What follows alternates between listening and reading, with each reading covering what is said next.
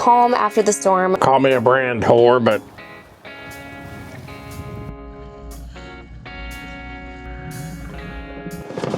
broke a good old belt.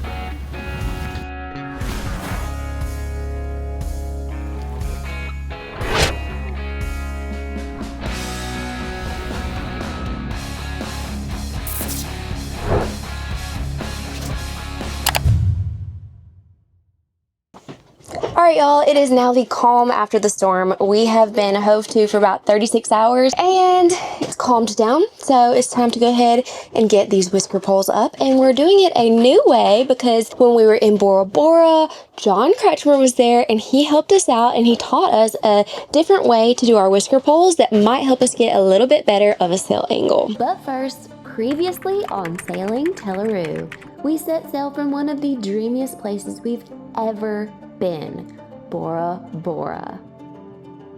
A place that gave us sunsets that were absolutely unreal. A place where we celebrated, recharged, and soaked in the kind of joy that we'd pictured and dreamed of for years. But as bittersweet as it was to leave, the adventure goes on. This journey, sailing around the world with just the two of us, doesn't slow down, and there are still many places we've yet to discover. So y'all, we raised the sails once again aboard Tela Ru and pointed our bow toward Vanuatu, a 24-day passage for us across some of the most remote and wild stretches of the Pacific Ocean. Dolphins dancing alongside us and horizons lighting up in colors we'll never forget. And that familiar feeling washed over us. Gratitude for freedom, for the challenge, and for this wild, beautiful life that we're living every day at sea.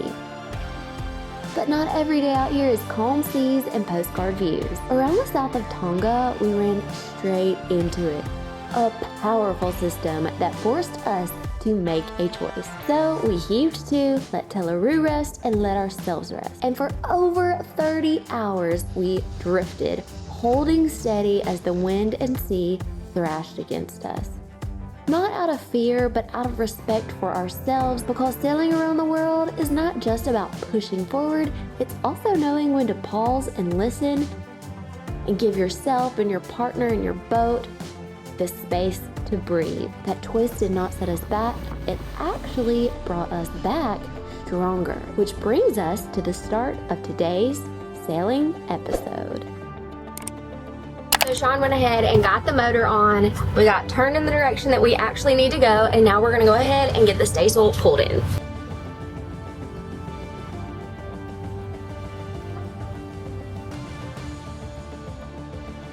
All right, it's all the way.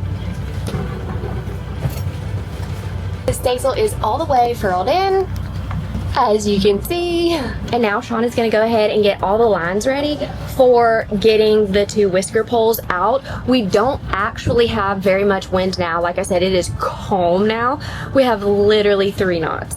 So we're going to go ahead and get the whisker poles set up, because as we go, the wind is going to fill in and then we can pull the sails out onto the whisker poles. We're super excited to try out this new way that John, if you guys aren't familiar with him, John Kretschmer, I'm sure all of you are if you're into boating at all, but he is the one who showed us this other way that could give us a better sailing angle. So wing-on-wing sailing is specifically designed for sailing directly downwind, meaning the wind is coming from behind the boat, and it's most effective in moderate to light winds. John in Bora Bora showed us that with the massive size of our whisker poles, he believed that we could get an even better use from the whisker poles by raising them at a bit of a forward angle rather than directly horizontal to each side. So we gave it a try, and although our wind angle was shifting around on us during the process of getting them set up, we didn't stop because we wanted to see exactly how this was going to look for our specific boat and setup. We went ahead and pulled out the staysail, and we were pleased to see that we had gotten everything set up correctly for our first time. So we then pulled the sail back in and proceeded to take the whisker poles back down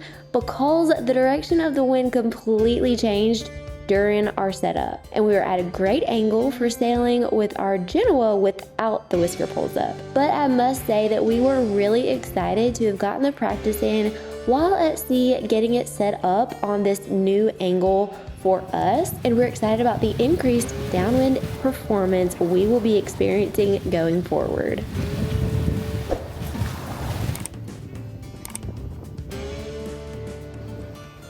Overnight, our wind died out, so we pulled the sail in and Shawn got the motor turned on. We took turns with our night shifts, and on my night watch in the cockpit, a boat passing by in the distance was giving off a unique green glare, and I had to capture it. Soon the sun would rise, and while Shawn truly enjoys using the coffee press, I much rather prefer making my morning coffee with an espresso machine, so I get my caffeine fix a lot faster. But before we knew it, we'd have a slight unexpected problem to start off this new day at sea on the way to Vanuatu. Well, y'all, here we are on our way from Bora Bora to Vanuatu. And as you know, when you're out here in the middle of the ocean, you got to be prepared for anything that may happen. Hopefully nothing ever happens. But today, something happened. Fortunately, I was down here below and I thought I heard something, a noise that wasn't normal. And shortly after that, within just a few seconds, I heard the engine alarm go off up top. We were motor sailing because we had some light variable winds and we were waiting on the sun to come up to get our sail plan changed. So I heard the motor alarm go off, so I was able to immediately get back up top, get the motor shut down immediately. And it was a good thing because when I opened the engine room compartment, there was steam everywhere inside and I could smell antifreeze, and I pretty much knew what might have happened. It might have broke a belt, and sure enough, broke a good old belt. Now, if you didn't carry spares with you and come prepared, you'd be in a world of shit right now.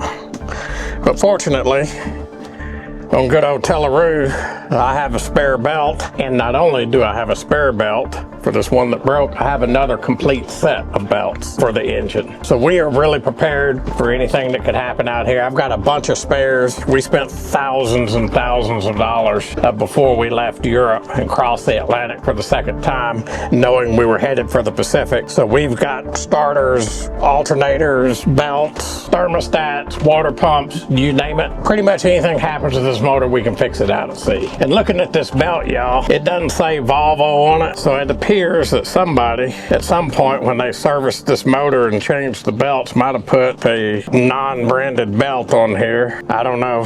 Call me a brand whore, but I just always like to go with the branded stuff. If I got a Volvo engine, I like to go back with genuine Volvo engine parts. The other belt on there that's still good is a genuine Volvo belt. And as luck would have it on Boat Life, as you can see, the belt that broke is the inside belt. So I have to take the outside belt off, replace the inside belt, and then replace the outside belt. So instead of just changing one belt, get to mess with two. Such is Boat Life, but here we are on good old Tela Ru. So that's where the inside belt goes. So I have to take this belt off and get it out of the way and then replace the other one. Another thing y'all always want to have when you're out here crossing oceans is you want to have a good set of knee pads, I call them. These are basically gardening pads. You can get them at Home Depot or Lowe's, but they really come in handy for jobs like this. You can have one for your knees. And I really like this one. It's a little stiffer and you can lay it up on top of the engine because you have to almost be a contortionist and lay up inside here sometimes to work on some things. Another thing you want to have is plenty of tools and plenty of good tools.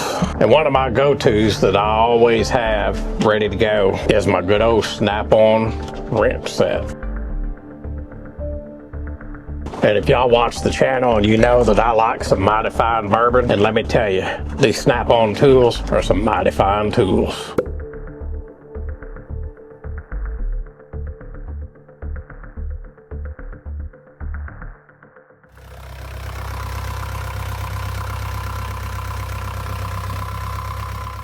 All right, y'all, well, we got her done.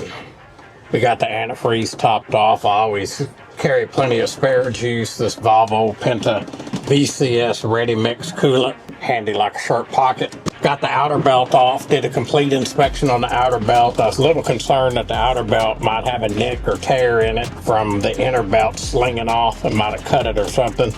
But the inspection turned out good. We replaced the inner belt with a brand new one. Then we replaced the outer belt with the one that was on there since it was in top shape. This Volvo Penta D275. Back in action, y'all.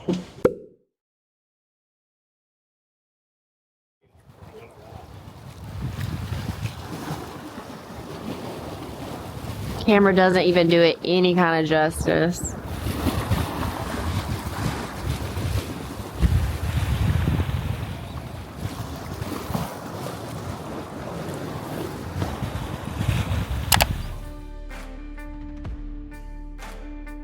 A few days later, we did a little laundry and Shawn decided to top off our fuel tank since we had motored off and on during our journey from Bora Bora on our way to Vanuatu. Shawn prefers to keep the fuel tank full at all times because life at sea really is so unpredictable and you just never know what's gonna happen next. So be prepared and make hay while the sun shines. That's what Shawn always says.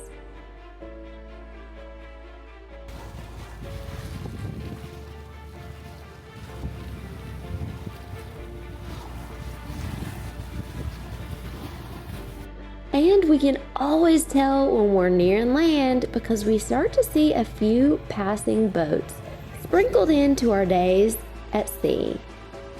But y'all, this right here, this view was the cherry on top of this passage. Regardless of extreme weather conditions like what we showed in our previous video, or small failures in equipment that Shawn is able to fix, or even just a plain old rolly sea state, we get to experience sunsets like this. The days we've spent silently soaking in the salty air, deep clarifying breaths in and out, with this as our view, has brought out a side of peace and freedom and happiness that's truly hard to put into words. If you've ever dreamed of sailing the world or even just dipping your toes into the cruising life, you might want to keep a close eye on our channel because something big is coming and it's going to change one lucky person's life forever. We're working on something we've never seen done before. One dream, one opportunity that just might have your name on it. So if you've ever dreamed of chasing the horizon, make sure you're subscribed because we'll soon drop something that could turn your dream into a reality.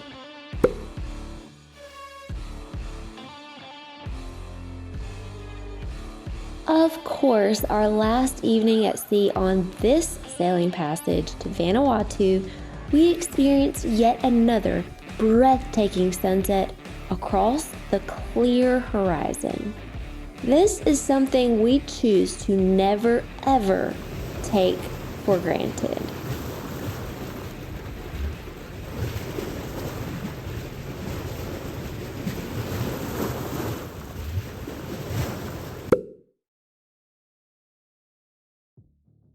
Next time on Sailing Tela Ru. After 24 days at sea, we finally make landfall in Vanuatu, another bucket list destination we've been dreaming of. Laundry gets done, Shawn climbs the mast, then we even sneak in a well-earned date night. But just when it feels like everything's falling into place, something or someone starts messing with our plans. Our dinghy gets tampered with. Once can be chalked up to a coincidence. Twice, we're left on high alert. But by the third time, it felt like genuine sabotage. And out here, your dinghy is more than just a boat, it's your lifeline, it's your car. And we're forced to make a decision, stay and risk what could come next, or cut loose while we still can. All that, and yes, a sip of bourbon with Shawn to close everything out. If you want to see what happens next, make sure you're subscribed to the channel so you'll be able to check out that next video.